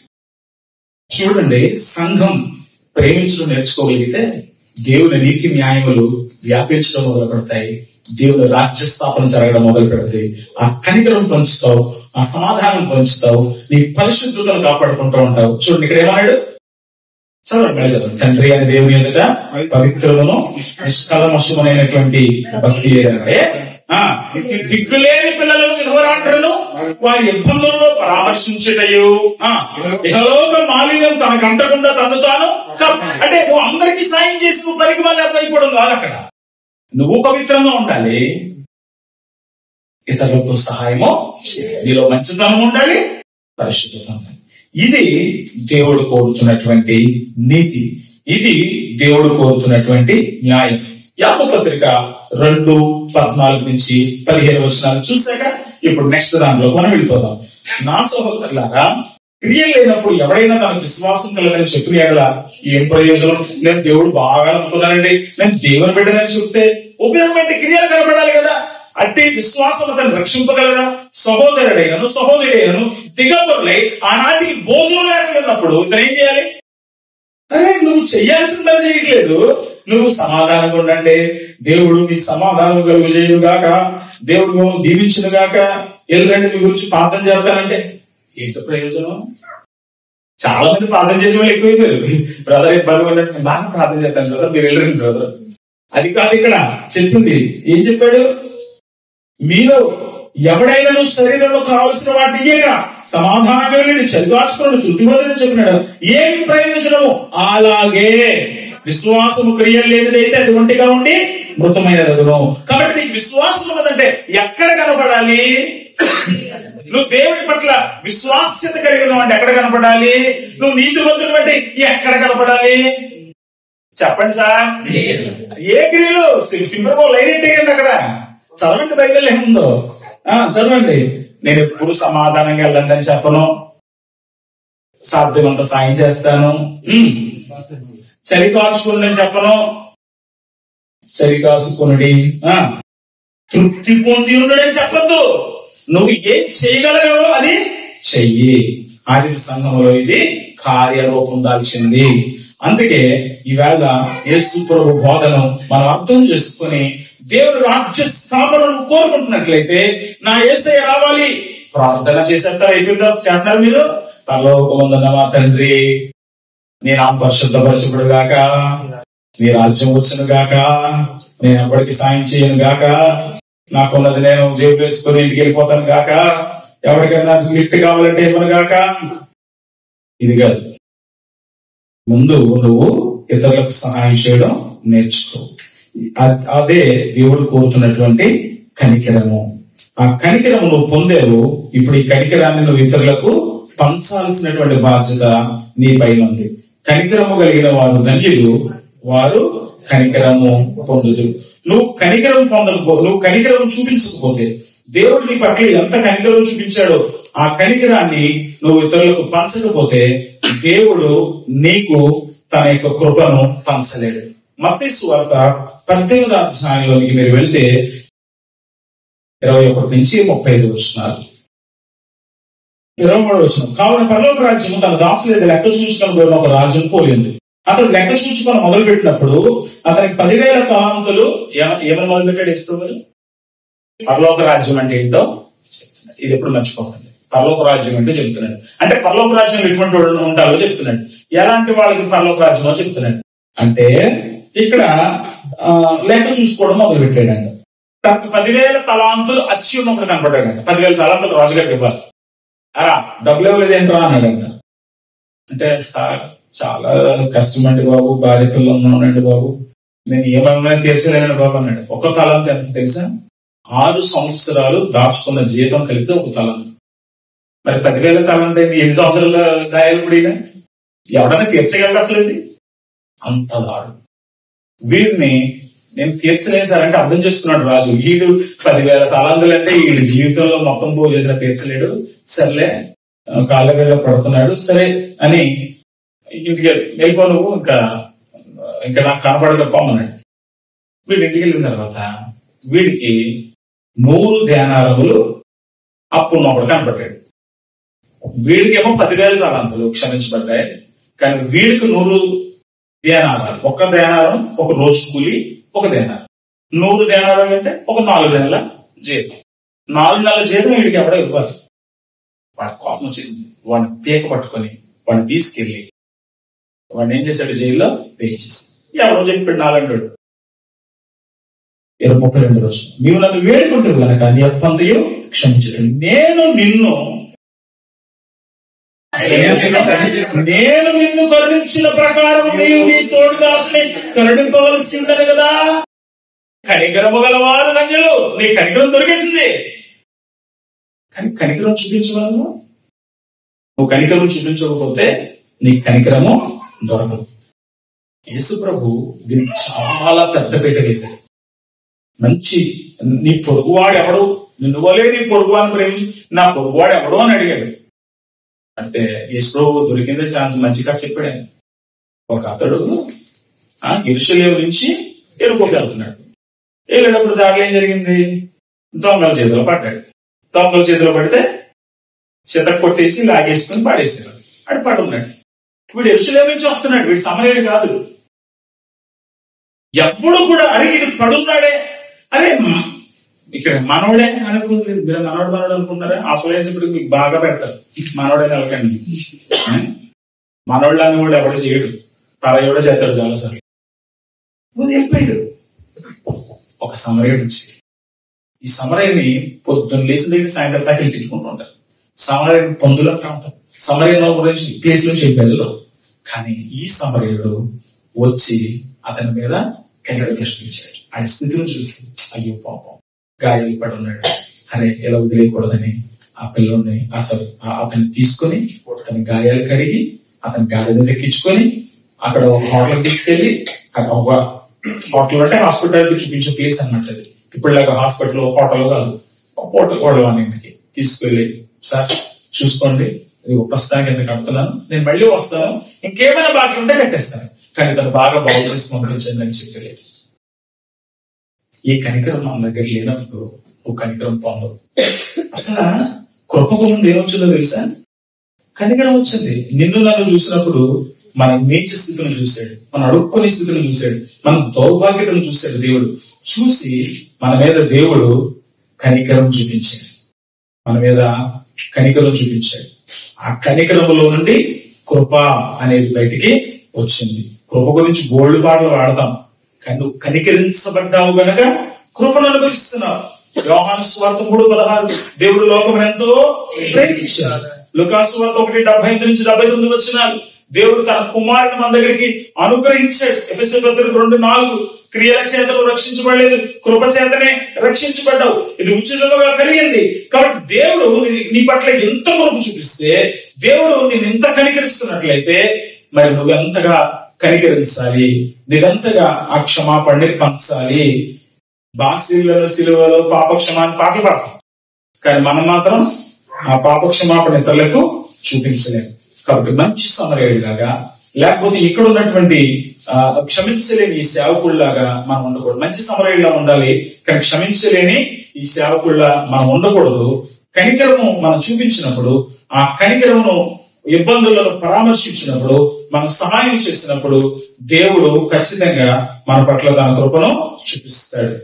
యేసు ప్రభు వారు మాట్లాడుతున్న మాటలు వింటున్నప్పుడు నిర్గమకాండం 16వ అధ్యాయం మన మనసులోకి వస్తుంది. నిర్గమకాండం 16వ అధ్యాయంలో ఏం జరిగిందంటే, రోజు మన్నా కురిసేది, వీళ్ళు పోగు చేస్తారు. నిర్గమకాండం 16వ అధ్యాయం 12-30 వచ్చినారు. వీళ్ళు ఏం చేసేవారంటే, పొద్దున్నే ఆడొచ్చేసాడు వీడొచ్చేసాడని ఇంకెవరికి దొరకకూడదని ఒక్కొక్కడు 2-3 తూములు చొప్పున వేసుకుని ఇంటికి వచ్చేసాడు. పూర్వకాలం మన ఇళ్ల దగ్గర కుళాయిని గోడగలగే జరిగింది. కొలత ఎక్కువ తెచ్చుకున్నవాడికేమో ఎక్కువ అవ్వలేదంట. అయ్యో నాకు 4 గంజల దగ్గర దొరికే అన్నవాడికేమో తక్కువ కాదు. ఏమర్థం అవుతుంది? నువ్వు ఎవరికి కనికరం చూపించకుండా నువ్వు దాచుకుందంతా నీ వెనకాల నీ కొడుకు ఎవడవుతాడు, మొత్తం ఖర్చు పెట్టేస్తాడు. ఏముండదు. నువ్వు కనికరం కనీసం చూపిస్తే పైన దేవుడు మార్కులు వేస్తాడు. నా బిడ్డ పరామర్శించాడు. ఇస్రాయేలు గొర్రెలు మేకల గురించి ఉపమానంలో ఏం చెప్పాడు తెలుసు కదా నీకు? ఏం చెప్పాడు తెలుసా? గొర్రెల దగ్గరికి వెళ్ళాడు. నాకు ఆకలిస్తే అన్నం పెట్టారమ్మా, నాకు ఒంటరిగా నేను చలితో ఉంటుంటే దుప్పటి కప్పారమ్మా, జైలు పెట్టేంత పాకిస్తానికి వచ్చారమ్మా అంటే, ఎప్పుడు ప్రభావ నువ్వు ఎప్పుడు జైల్లో ఉన్నా ఆయన కర్ణావాడి సినిమా చూసాను తప్ప నువ్వు జైల్లో ఉండడం చూడలేదు ఆయన, ఎప్పుడు చేసాం ప్రభు అంటే, నీ ఇంటికి ఒకడు చలితో వస్తుంటే వాడికి దుప్పటి కప్పవే, అక్కడ ఎవడో ఆకలితో ఉంటే నువ్వు తింటాం అనేసి వాడికి పెట్టావే, నువ్వు ఎవడో ఒంటరిగా బాధపడుతుంటే ఓదార్చవే, మా యందు విశ్వాసం ఇచ్చిన ఆ చిన్న వారిలో ఎవరికి చేసినా అది నాకు చేసినట్టే. రండి, మీకోసం సిద్ధపరచబడిన రాజ్యానికి వెళ్ళాలి. ఎప్పటి నుంచో సిద్ధం చేశాను, ఆ రాజ్యంలోకి రండి అన్నాడు. కనికరం కలిగిన వాళ్ళని ఏం చేశాడు ఆయన? తన రాజ్యంలోకి తీసుకున్నాడు. కనికరం లేని ఇంకొంది మేకల గుంపు. ఎరా ఆకలితో అన్నం పెట్టలేదు రండి. ఎప్పుడు ప్రభా నువ్వు ఆకలితో ఎప్పుడు ఉన్నావు ప్రభా? అసలు నువ్వు వచ్చుంటేనా అసలు మామూలుగా ఉండదు. రేపు క్రిస్మస్ జరుగుతుందంట, ఏ రోజు వచ్చినా పక్కన పెడతారు. సో కనికరము చూపించకుండా ఉన్నప్పుడు దేవుని కనికరము నీకు దొరకదు. ఇది మీరు బాగా గుర్తుపెట్టుకోండి. కనికరము చూపించాలి. తర్వాత నెక్స్ట్ దాంట్లోకి వెళ్ళిపోదాం. హృదయ శుద్ధి గలవారు ధన్యులు, వారు దేవుని చూశారు. హృదయ శుద్ధి, హృదయ శుద్ధత అంటే ఏంటంటే, దేవునికి ఆమోదయోగ్యంగా ఉండాలంటే హృదయము పవిత్రంగా ఉండాలని దేవుని వాక్యం ఘంటాపదంగా చెప్పింది. హృదయ స్థితిని బట్టే నీ క్రైస్తవ్యం కొలత వేయబడుతుంది, కానీ దాన ధర్మాలను బట్టి కాదు. సత్య విషయమైన అనుభవ జ్ఞానం ఎప్పుడూ పొందలేని అవివేకులను దేవుడు తోలనాడతాడు. క్రీస్తు ప్రభుకి నీ హృదయంలో స్థానం కావాలి. శుద్ధత, కకరోస్ అనే పదం వాడారు. అంటే శుభ్రమైన, స్వచ్ఛమైన, ఏ మలినము లేని, చెడిపోని జీవితం. అందరితోనూ సమాధానం, పరిశుద్ధత కలిగి ఉండదని హెబ్రీ పత్రిక 12:14 చెప్పింది కదా. కాబట్టి సమాధానం కలిగి ఉండడం మాత్రమే కాదు కానీ నిష్కళంకమును భక్తి ఏంటంటే ఇబ్బందుల్లో పరామర్శించడం, ఏ అపవిత్రత పొందకుండా మనల్ని మనం కాపాడుకోవడం. కాబట్టి దేవుడికి కావాల్సింది నువ్వు ఎంత గొప్ప బతుకు బతికినా నీలో పరిశుద్ధత చాలా అవసరం. నీ మాటల్లో పరిశుద్ధత, నీ క్రియల్లో పరిశుద్ధత, నీ అంతరంగంలో పరిశుద్ధత దేవునికి అవసరమని 1 తిమోతి 1:5 మనం చదువుతున్నాం. కాబట్టి దేవుడు ఆ పరిశుద్ధతను కోరుతున్నాడు కనుక ఆ పరిశుద్ధతను కలిగి ఉండడానికి మనం ప్రయత్నం చేయాలి. దేవునికి మనం అప్పగించుకున్నప్పుడు దేవుడు మన జీవితాల్ని ఆ పరిశుద్ధతలో నిలబడతాడు. దేవుని దగ్గరికి వెళ్ళినప్పుడు మాత్రమే మనం దేవుడిని చూడగలుగుతాం. దేవుని దగ్గరికి ఎప్పుడు వెళ్తాము? మనం చచ్చాకో వచ్చాకో కదా. కానీ యేసుక్రీస్తుల మీద విశ్వాసం ఉంచినప్పుడు పాప శిక్ష వదిలింది. అనుక్షణం దేవునితో సంబంధం కలుగుతున్నప్పుడు పాప ప్రభావం నుండి విడుదల కలుగుతున్నాము. ఈ లోకంలో నుంచి ప్రభు దగ్గరికి వెళ్ళిపోయినప్పుడు పాప లోకంలో నుండి పరిశుద్ధమైనటువంటి జీవితంలోనికి అడుగు పెడుతున్నాం. కాబట్టి మనము అంతవరకు కూడా మన పరిశుద్ధతను కాపాడుకోవాలి. ఎక్కడ కూడా ఈ లోకమాలిని అంటకుండా మళ్ళీ మనం ప్రత్యేకపరచుకోవాలి. పరిశుద్ధ ఈజ్ ఈక్వల్ టు ప్రత్యేకమైనటువంటి జీవితం. మూర్ఖులకు ఈ తరం వారికి వేరైపోవాలి. లోకములో ఉన్నటువంటి మనుషులకు వేరుగా జీవించాలి. దుష్ట సాంగత్యము మంచి నడవడిని చేపేస్తుంది. కాబట్టి పరిశుద్ధతను మనం కాపాడుకుంటేనే ప్రభు ముఖాన్ని చూస్తాం తప్ప పరిశుద్ధతను కాపాడుకోకపోతే ప్రభు ముఖం చూడలేము. నా టైం అయిపోతుంది కనుక ఇంకా స్పీడ్ గా నెక్స్ట్ దాని దగ్గరికి వెళ్ళిపోతాం. సమాధాన పరుచువారు ధన్యులు, వారు దేవుని కుమారులు అనబడతారు. సమాధాన పరుచువారు అనేటువంటి మాట మనం చాలా గంభీరంగానే తీసుకోవాలి. సమాధాన పరచడం ఎలా సాధ్యమవుతుంది? ఇక్కడ సమాధాన పరచడం అంటే ఇద్దరు మధ్యన సయోధ్య కూర్చడమా? సాధ్యమవుతుందా? చాలా మంది సమాధాన పరిచే వాళ్ళు మన ఊర్లో తగులుతా ఉంటారు. రైతు బ్రదర్ నేను న్యాయం చేస్తానంటాడు. ఆడి దగ్గర కొంచెం వీడి దగ్గర కొంచెం తినేస్తారు. 2 పిల్లలు కొట్టుకుంటున్నాయంట రొట్టు ముక్కు కోసం. మధ్యలో కోత వచ్చిందంట, నేను న్యాయం చేస్తానని చెప్పి నీది కరెక్ట్ గా దానికంటే ఎక్కువైపోయిందని ఇక్కడ కొరికింది, అక్కడ కొరికింది, మొత్తానికి 2 రొట్టెలాగా ఏడ్చినాయి. ఇది తినేసి వెళ్ళిపోయింది. ఈ లోకంలో సమాధానం పరిచే వాళ్ళు ఇటువంటి వాళ్ళే. కానీ యేసు ప్రభు చెబుతుంది ఈ సమాధానం కాదు. యేసు ప్రభు చెబుతుంది పరసంబంధమైనటువంటి సమాధానం. దేవునికి మనిషి దూరం అయిపోయి, దేవునికి దూరమైనటువంటి మనిషి పాపంలో పడి రకరకాల సమస్యలో పడిపోయాడు. భూమి సహకరించడం లేదు, సాటి మనిషి సహకరించడం లేదు, ప్రపంచం సహకరించడం లేదు, పాపములో కొట్టుమిట్టాడుతున్నాడు. ఆదికాండం 3:15 దేవునితో వైరం ఏర్పడింది. అది ఎక్కడి వరకు తీసుకెళ్ళిందంటే మానవులందరి నాశనానికి వరకు తీసుకెళ్ళింది. రోమపత్రిక 5:12 మనుషులందరూ పాపం చేసినందున మరణం అందరికీ సంప్రాప్తమైపోయింది. కాబట్టి అందరూ దేవుని దూరం అయిపోయారు, అందరూ దేవునికి శత్రువులు అయిపోయారు. అక్కడ రోమపత్రిక 5:3 3 మాటలు చెప్తాడు. మనం శత్రువులమై ఉండగా, మనం బలహీనమై ఉండగా, మనం పాపులమై ఉండగా. రోమపత్రిక 5 ధ్యానం చేస్తే ఈ 3 పదాలు కనపడతాయి. కాబట్టి బలహీనులము, శత్రువులము, పాపులమైనటువంటి మనలను దేవుడు విడిచిపెట్టకుండా మన దగ్గరికి దిగి వచ్చి మన పాపాన్ని తన మీద వేసుకొని దేవుని మనలను ఒక్క చోటకి తీసుకొని వచ్చాడు. క్రీస్తు సమాధాన కర్త. యెషయా 9:6 చెప్పిన ప్రవచనం అక్షరాల నెరవేర్చి చూపించాడు. దేవుడు ఒక్కడే, దేవునికి నరులకు మధ్యవర్తి ఒకడే, ఆయన క్రీస్తు యేసు అన్నారు. కాబట్టి ఈ మధ్యవర్తికి వచ్చి అటు దేవుని శిక్షణ అనుభవించాడు, ఇటు మానవుల పాపాన్ని అనుభవించాడు, ఇప్పుడు దేవుడిని మనిషిని సంధి చేశాడు. కాబట్టి దేవునికి మనిషికి సమాధానం ఎప్పుడు వస్తుందంటే పాపం పోవాలి. దేవునికి మనిషికి సమాధానం ఎప్పుడు వస్తుందంటే మధ్యలో ఉన్న వైషమ్యాలు పోవాలి. క్రీస్తుని అనుసరించేటువంటి వ్యక్తులు బయలుదేరాలి. ఎందుకంటే సంఘంలో యూదుడని గ్రీసు దేశస్థుడు అనేటువంటి భేదం లేదు.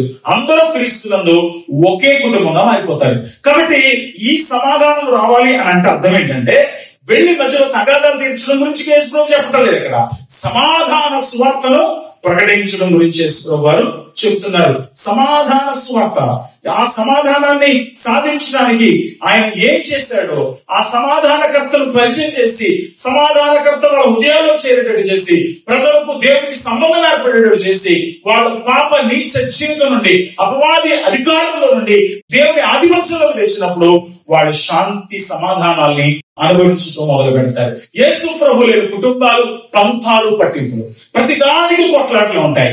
యేసు ప్రభు ఎరిగిన కుటుంబాలు కలిసి ప్రార్థన చేస్తాయి. అందుకే ఒక ఆయన అంటాడు, కలిసి ప్రార్థించే కుటుంబం కలిసి నివసిస్తుంది. క్షమించుకుంటాం, సహించుకుంటాం, భరించుకుంటాం. ప్రతిదానికి ఎఫెసీయుల పత్రిక 5:22 చూస్తున్నప్పుడు ప్రతిదానికి ఎవరిని పోల్చాడు? ప్రభువుకు లోబడినట్లుగా, ప్రభువు ప్రేమించినట్లుగా, ప్రభువు క్షమించినట్లుగా, ప్రభువు పోషించినట్లుగా ప్రభువును చూపిస్తున్నాడు. కాబట్టి యేసు ప్రభువును చూసినాడు, సిలువను చూసిన వాడు, ఆ ప్రేమను అనుభవించినటువంటి వాడు మాత్రమే అందరితో సమాధానం కలిగి ఉండగలడు. కానీ ఇంకా ఏ రకంగా ఈ లోకానికి సమాధానం రాదు. కాబట్టి సమాధాన పరచువారంటే అర్థం ఏంటి? సమాధాన స్వార్థను నఖముఖాల తీసుకువెళ్ళేటువంటి వారు, సమాధానాన్ని నఖముఖాల ప్రకటించేటువంటి వారు, దేవునికి మనుషులకు మధ్యలో సంధి చేస్తారు. రోమపత్రిక 10:15 ఈ మాట కనబడుతుంది. ఇందు విషయమై ఉత్తమమైన వాటిని గురించి సువార్త ప్రకటించు వారి పాదములెంతో సుందరములైనవి. ఉత్తమమైనటువంటి సువార్త ఏంటి? యెషయా గ్రంథం 52:7 సువార్త ప్రకటించుచు సమాధానము చాటించుచు సువార్తమానం ప్రకటించుచు రక్షణ సమాచారం ప్రచురించు అని పాదములు. ఎంత వివరణ ఇచ్చాడు అంటే ఉత్తమమైన వాటిని గురించిన సువార్తను రోమపత్రిక 10:15 కోట్ చేస్తుంది యెషయా గ్రంథం 52:7. కానీ అక్కడికి వెళితే ఉన్న మాట ఏంటంటే సమాధానం చాటించడం, సువార్తను ప్రకటించడం, రక్షణ సమాచారాన్ని ప్రచురించడం. సమాధానం చాటిస్తున్నావా, గొడవలు పెడుతున్నావా? సమాధాన సువార్తను ప్రకటిస్తున్నావా?